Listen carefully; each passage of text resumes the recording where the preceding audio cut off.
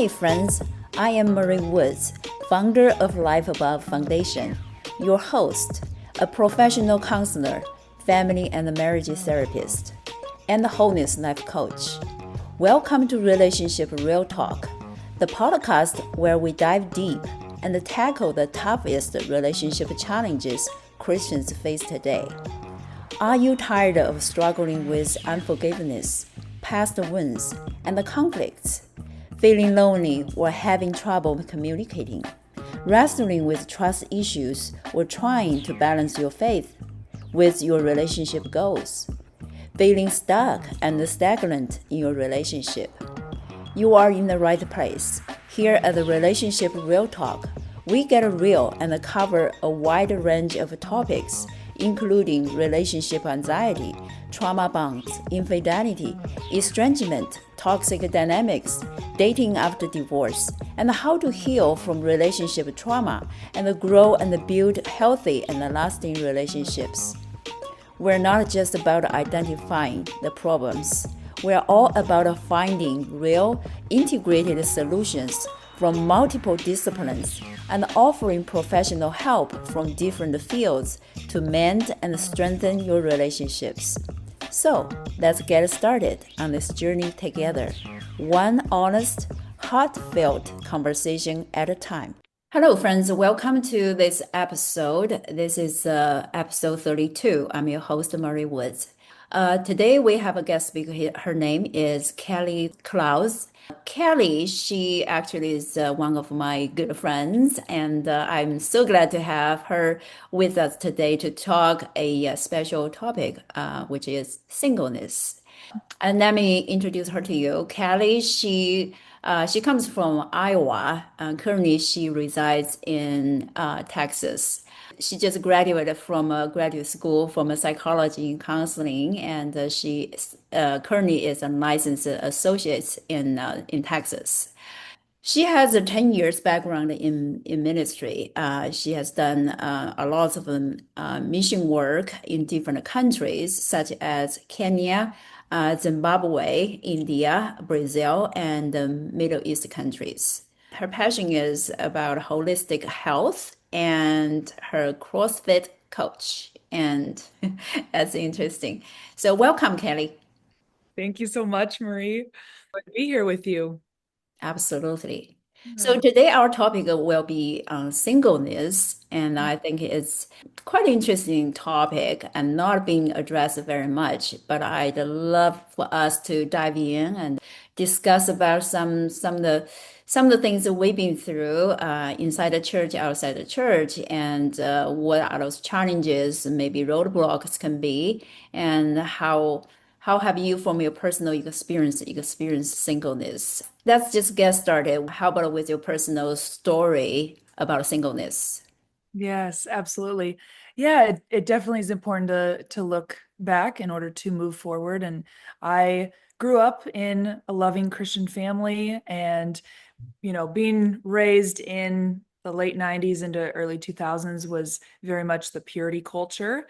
And while there was good intentions, there were also some impacts in that world that I've had to work through since then, and sort of reorienting myself to the truth. And there was good intention behind that. And in middle school, I was like, I'm not going to date in high school. I see all of my friends dating and breaking up and their hearts get broken, and I'm not going to do that. So I just made that oath, that promise to myself, to God, to my family. Like, I'm going to not even date in high school. I'm going to wait till college. And while that was a, again, well intended, there was wisdom in that decision.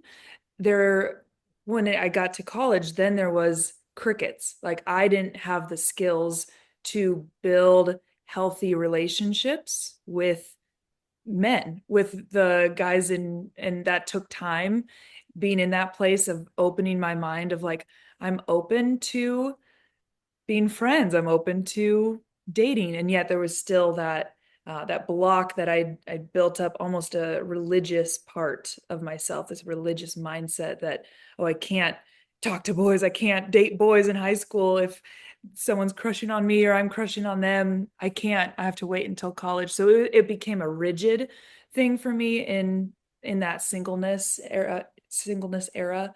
And then yeah, kind of looking at my 20s, that whole decade was very much a God, you know, this is my desire. You know, I want to be married. Why are you withholding from me? So there was even a little bit of anger and frustration, like he was withholding a good thing, a gift from me that he knew he put the desire there. And then the verses you hear preached from the pulpit about singleness and praying into what you want and your desires almost feel like salt in the wound of I'm I'm single and am I not a full person? Am I not a whole person until I get married? And so it's just a lot of wrestling.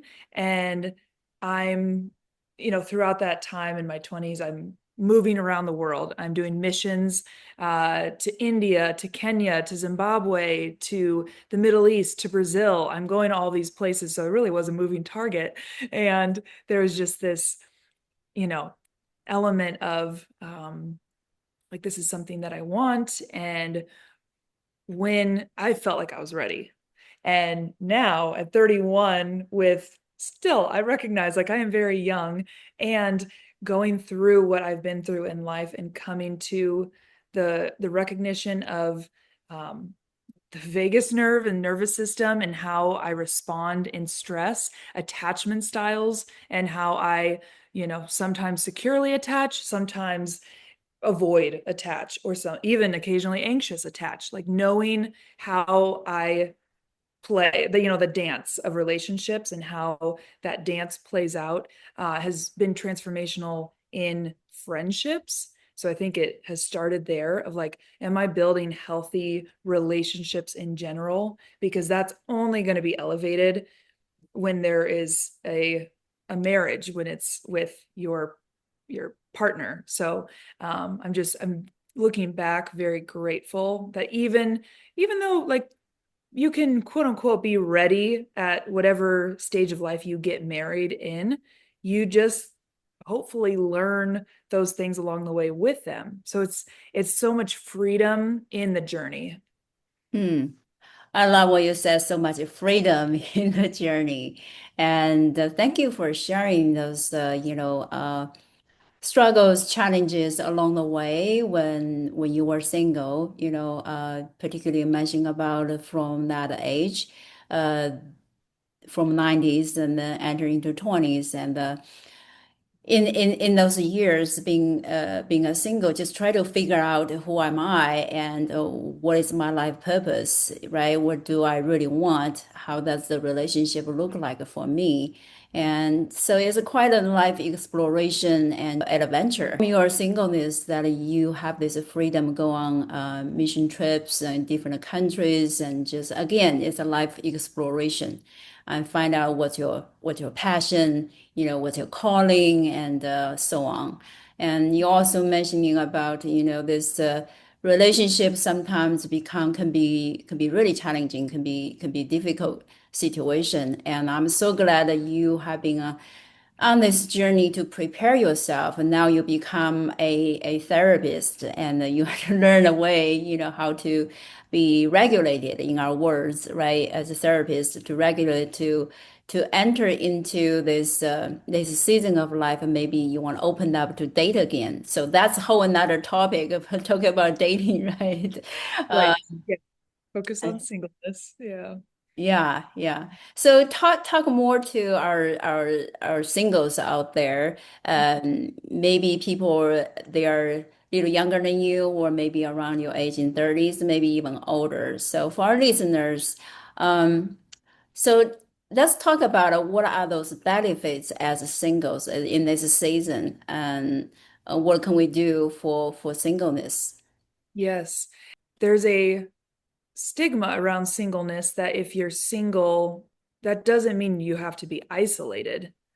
Singleness can be very much connected, a sense of belonging, uh, being engaged in your community and your connections. And as I was researching for this podcast, I found that they did a study where people who were connected socially and in healthy social connections had better physical health than those that were not engaged in their social connections. And there is so much promise and hope in the reality of I am a whole person as myself. So even looking at creation, God created a whole man, he created a whole woman. The two become one. It's not a half and a half make a whole. It's two wholes. So there's even that piece that comes of who am I? And like that self exploration of my relationship with God and exploring that and settling into where that is, that spirituality, that spiritual journey. That when I'm embodying the fullness of who I am, I will be a better friend, a better daughter, a better wife, a better everything, better therapist when I'm in that what we call self energy of I'm attuned to the truth of who I am, who God has made me to be. So, yeah, I think in looking at singleness right now and in the church, especially, being connected with others is the highest good that we can, one of the highest goods that we can do. There's also that reality of we need to know ourselves and love ourselves as we are, because we'll put up a lot of masks if we're just being, externalizing to fit in with the community. I think that's what the healing journey does, is that you see a lot of those shadow sides within you, a lot of those parts that are carrying those different beliefs. And that's kind of the journey that I've been on for the last few years of realizing different parts within me that there's that inner critic voice that just tells you everything that you're doing wrong, and it's trying to protect you from maybe embarrassment or different things, and just becoming familiar without judgment but curiosity and compassion towards those parts of yourself and your story, and healing through and in those leads you in your singleness closer to that true authentic self within, because we all have that, we all are that within, and that can bring contentment. And there is wholeness, contentment, peace within that stage. Because the other part of this is, I think we're also not looking at with singleness, there's almost that assumption that you're lonely. And I know a lot of married people who are lonely. So it does not equal I'm married, I'm never have the feeling. Loneliness is a human emotion. So can I be with myself and settle into, Henry Nouwen writes in his book extensively about loneliness and how we need to go into that place and encounter the holy and the sacred in that place of loneliness, because there's something there of him that we need to find, that he brings healing to. Mhm. And that's kind of where I see the beauty and hope with being in a single state. Mm. Thank you. That's you dive deep, which is good. I know you have been a happy as a single. You have a happy life. You have a pretty good social circle. You have friends and family, and those are all good things. And you mentioned about church. How can we find a place feel that belonging, right? How to develop, grow into this contentment. Singleness is not a second class or unwanted choice, like you said. And we don't have to become perfect in order to have a relationship or enter into marriage, right? So it's a lifetime Oh journey. no, not at all. Yeah.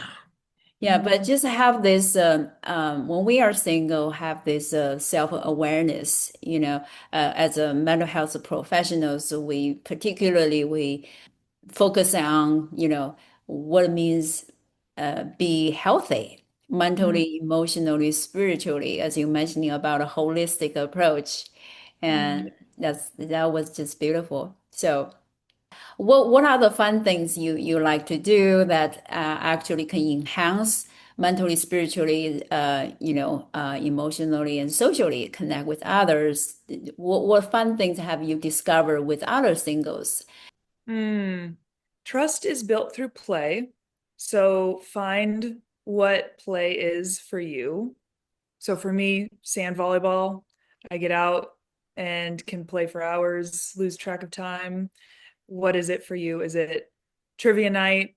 Like find the play for you and for the community that you want to build, and building out that social circle.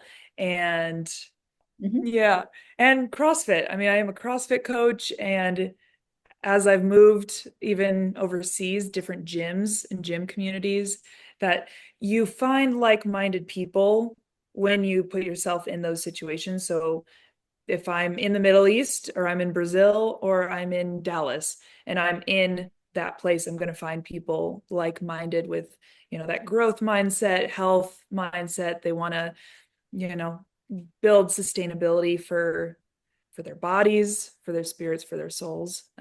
That's what comes to mind first, and there could probably be more that I can think of, but yeah, that's what comes to mind. Mhm. Yeah, we can explore more.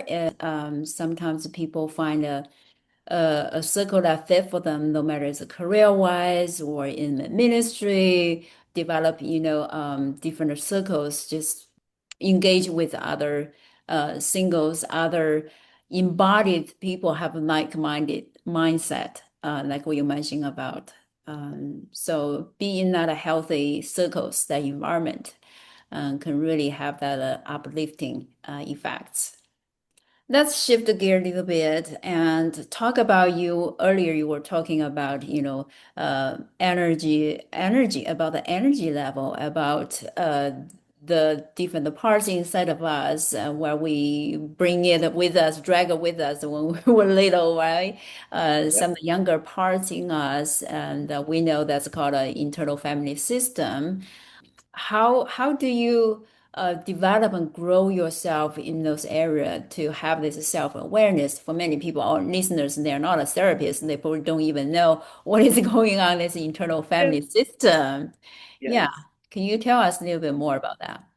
Yes, I can nerd out on this all day, and I have my elevator speech. So I'll start with, if you've seen the Pixar movie Inside Out, one or two, that's a helpful visual to bring to mind of how there's the individual, Riley, and she has these parts in her mind. They're emotions, but those are parts of us, you could say. And I bring to mind a visual of a table sometimes, or it could be just a coffee shop table too. And you just invite these parts of yourself. So we have protector parts that might try to analyze or make things feel more logical to us as a way of protecting us from some of those deeper buried heavy emotions and experiences that are carrying really painful burdens. So that's sort of the image of the parts within. And then there's the self energy that we all carry, that I liken that to the Imago Dei. So we all carry the image of God within us. There's the bonfire of God. If you take a match and add that to the bonfire, you have not decreased that bonfire, you've only expanded it, and that's each of us. Like we are that match, that fire that came from the origin. And so that is the true self within each of us. And in Richard Schwartz, building out of internal family systems, he talks about the 8 C's. To make it simple, with my clients, with myself, I start with curiosity and compassion. Curiosity is typically that entry level emotion that we work with our parts because it's a little bit easier to access. Maybe it's difficult to feel compassion to, I'll use an example, self-harm part. Why would I feel compassion toward this part that's hurting me? But curiosity, I'm I'm not really feeling good about you, but I'm curious why you feel like that's protecting me right now. So that is internal family systems in a nutshell. And I work with take a symptom that's a part, take a response where if I get elevated because my friend said something and I'm getting, full in my head, like, oh, I don't feel comfortable with where this is going. I feel unsafe. I want to shut down and leave the room. Take a breath and I ask, okay, which part is showing up right now? My defensive part, because I must be feeling attacked. So underneath these emotions are signposts to what we need, or so it's trying to tell us something basically. So just coming with curiosity, and then how that links with uh, as a single, and working with those parts that like are maybe angry at God, maybe questioning why he hasn't brought in that gift into my life, and bringing that with curiosity, because then I can understand that part and see it with a little bit more compassion and patience. And it it regulates the nervous system, and it creates more space within, that I don't have to feel so weighed down by my circumstances, my emotions, any of that, because I'm opening space to understand. It's like if I see a friend and they're, having an emotional reaction, I'm not going to tell them to stop feeling their emotions. I'm going to put my arm around them and ask, sit with them and be with them and ask what's going on. It's the same within. We show curiosity within ourselves, and that's where the true healing comes. Mhm. So for singles, not just people like you have never been married, but I believe singles people can be in the position they are either uh, have a breakups, in their relationships, and now they fall back to in singleness again, or people been through divorce, now they're single again, maybe a single parents even, or people in their later age and lost their spouse and partner and become single again. So there's different situations. And so particular when you were talking about this internal family system, how to help us to heal and to balance to have a healthy imago Dei, that's the image, the healthy self inside of us. I think as a singles, this would be a great season and the space for us to start to look within and still heal those wounded parts, right? Yeah. To that, even though yeah, I've never been married, so I don't know the experience of that. And the emotions are universal, are human, and they're from God. God carries these emotions too. And even however our journey has looked, we can access that same sense of self, same true self energy, and work with those parts. So yeah. So when we are single, how you mentioned about attachment theory, right? How can we feel or you experience that safe attachment when we are single, so we can, feel content, feel happy, feel safe just by ourselves, not pressured by the society or the doctrines, how make us feel like you were mentioning about that. Is there something Yeah. wrong with me? Why I'm still single? This kind of thing. Yeah. Yeah, Uh, mentality. Such a good question. And I mean, it brings up like no one's perfect. No one's gonna get the attachment right every time. We don't securely attach 10 out of 10 times for the rest of our lives. There's no achieving in that world. There is uh, rewiring, and the mind can rewire from disorganized attachment back into secure, and that takes some intentional work and By the way, being that's a hope. Thank you for offering that. yes, Very yes. helpful. Yeah. I have a couple resources I could even share, and you can link about working through that and into more secure attachment based on the core wound that that attachment style comes from. And the book that came to mind was Renovated, uh, and he talks about being securely attached to God. So even as we talk about attachment styles with people, it begs the question, what is my attachment to God? If my attachment to others generally runs on avoidant, I'm curious, am I generally avoidant with God? And the answer is yes. So it's just building that awareness, that mindfulness, and then choosing the actions, the thoughts, doing the work of what does it look like to securely attach to God. And so, yeah, that's my Mm. response to that. That's Yeah. such a beautiful, beautiful view. How can we attach to God in a healthy, strong way and be secured? Because that's really the foundation we build with ourselves and others for any ships, right? Yes. Yep. Exactly. Yeah. Um, So, what would you like to speak to our singers out there? They're listening to this episode, and is there anything you want to encourage them or explore in their lives? I mean, it could be hobbies, it could be ministry, it could be career, and how to people utilize this singleness in this season to really enjoy life and become a whole, become who they are. And Yeah. yeah, A couple things come to mind. Take inventory. So do that Sabbath work of being with the Father and just taking inventory of what do I actually need in this season? Has it been so crazy full of external activities that I actually need to prioritize Sabbath? Or has it been so isolated and alone that I'm feeling depressed that I need to step out and put myself and ask for help?